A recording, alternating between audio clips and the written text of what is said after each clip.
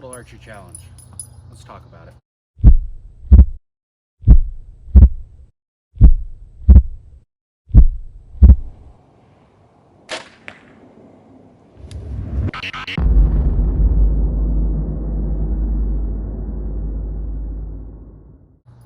So here in Utah, we have 2 weeks left until Total Archery Challenge in Park City starts. So I kind of wanted to go over for people who either haven't been to Total Archery Challenge before or are like first or second year going, kind of some of the things I've learned over the years of going to Total Archery Challenge.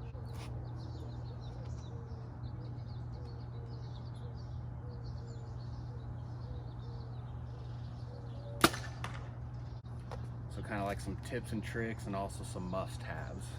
So a few must-haves. Number one, the number one thing that you're going to want to bring is water. Not necessarily a lot of water, maybe like a bladder in your pack full. They've got water stations and stuff like that so you can refill, but that's usually on each course. It's usually about halfway down the mountain, and they also have it down at base camp, so you can fill up at base camp, fill up halfway down. But I'd say water is definitely the number one thing. Definitely make sure you've got plenty of water. And the second thing I'd say, the most important thing for number two would be arrows. And I know that's kind of like, no duh, we're going to go shoot archery, but seriously, arrows. The course, it's not necessarily easy. No matter how good you are, I guarantee you're going to break at least 3 or 4 arrows. And that doesn't necessarily mean you miss a shot. That could mean the arrow, you make a perfect shot, but somebody's arrow before yours broke off in the target and you hit their field point. Or the piece of rebar that goes through the target, you hit that in the target and your arrow's done and trashed. So arrows, make sure you bring plenty of arrows to make sure that you can make it through the course, however many days you're shooting. Expect to break maybe 2 or 3 per course or more. Don't get me wrong, there is a possibility that you make it through a whole course without breaking an arrow. It happens, it's for sure possible, but you don't ever want to run out. And usually they've got vendors there that will sell arrows for you if you need to refill, but it's easier just to make sure you have enough. So just make sure you're prepared and have arrows. Number 3, you're going to want a good pair of boots. Again, that kind of seems like self-explanatory, but I was one of those idiots my first year. I wore tennis shoes and it was not fun. Just something that you feel comfortable hiking in for a long period of time. Usually takes us, depending on how many people are up on the mountain, it could take about 4 hours to get through a course or longer. Could be quicker, but something that you're gonna be comfortable with for that amount of time. Okay, number 4 and 5 I'll kind of put together. An arrow puller and some arrow lube. You get some arrow lube that you put on your arrow that makes it easier to pull out of the targets. That just makes it so that you don't get fatigued as quick, especially if you're pulling arrows with the same arm that you pull your bow back with. It does add up, especially on a hot day, dehydrated, stuff like that. So have an arrow puller so you get a better grip on the arrow, and then arrow lube so that it comes out of the target a lot easier. And again, those 2 things you can also pick up at base camp. There's going to be vendors there that's going to sell just about everything you need to get through the course. I don't know if they're doing it this year, but I know Leopold even will rent you out some binos and a rangefinder if you need. And then the last thing that I feel like would be a good thing to make sure that you have, or make sure somebody in your group has if you're going with a group, it's what I like to call an oh shit kit. Oh shit kit is just anything that could go wrong with your bow. So extra D-loop material, extra serving, have some D-loop pliers in there.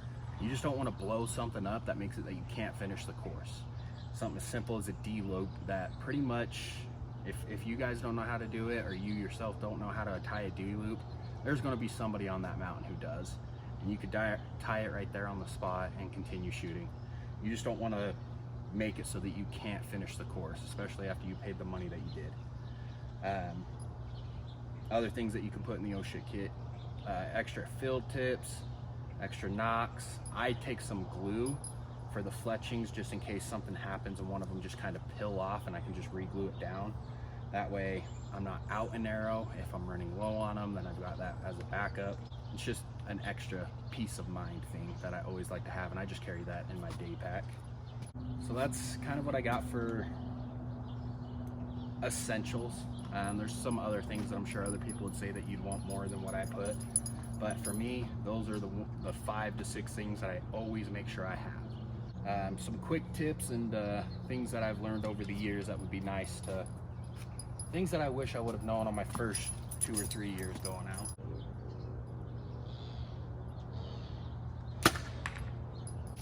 One thing that's nice to have with you, especially when it's really, really hot up on the course, is one of those like mission cooling towels. Something that you can have and just wrap around your neck, or even the neck gaiter cooling towels that you can wrap around your neck. Pour some of that cold water down at base camp on it. It'll get you through to halfway, and it's a really nice thing to have on those hot days. I always make sure I have at least the towel and the neck gaiter. You can always pull it off if it starts to get too warm, stuff it in your pocket. But halfway down on those hot days, it's really nice to get cooled off.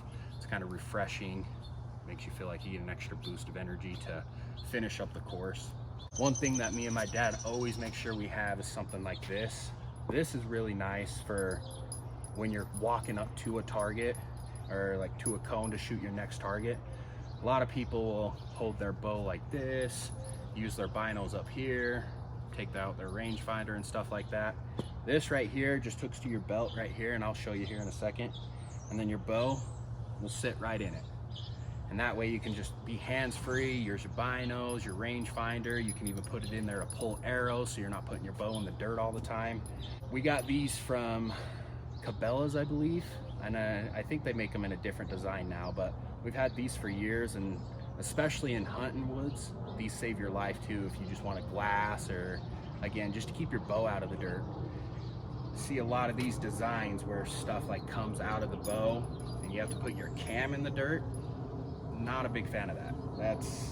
It's probably not going to affect the bow at all, but self-conscious tells me don't do it. So something like this makes it easy so that you can just quick hook, binos up, rangefinder up, pick it up and go, and you don't have to worry about your bow being in the dirt and getting damaged or dirty, making loud noises and stuff like that. Like I was saying, just the bow here hooks right in there. I don't know if you can see that. And your hands free, able to pull arrows, binos, rangefinder, whatever you need, and the bow's just there out of the dirt, and it's just easy to pull it right up and you're good to go. Another like quick tip that I have, something that I wish I would have done before my first couple of years, or something that I wish I do every year before I go, is when I'm out here practicing, I'm on concrete right here, flat grass right back there. If I'm closer, even back there still on concrete, flat ground, easy to practice on. One thing that you'll want to make sure you try to do before you go up is practice on unstable ground.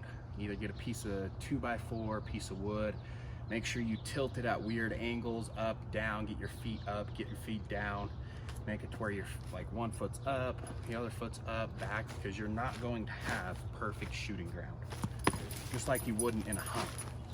There's also some shots that make you shoot from your knees. So right now I just got a bag of mulch down here, and it's not stable, it's not flat, and it's just something that helps you get used to those weird shots so that you're prepared for that, because that'll mess up some people.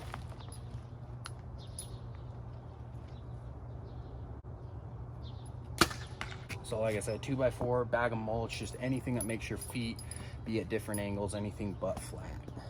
I see a lot of these other people on YouTube, Instagram, TikTok, a lot of these other archers that a lot of people look up to. In my opinion, they make it sound like you have to have a separate bow to go shoot the attack. That is just not true. Take your hunting rig. If that's all you got, if that's what you feel comfortable with, take your hunting rig. Everything that you see on my bow right now is what I'm going to use in the hunting woods. The arrow, the weight that I'm pulling, everything. I use Total Archery Challenge as a way to prepare for the hunt. So I don't want to be shooting a bow that's going to feel different in the hunting woods. You're going to have to carry it for miles, which you're going to have to in the hunting woods. It's okay to take your hunting rig, pulling the heavy weight that you would in the hunting woods, or the lightweight, whatever you feel comfortable with. That's perfectly fine.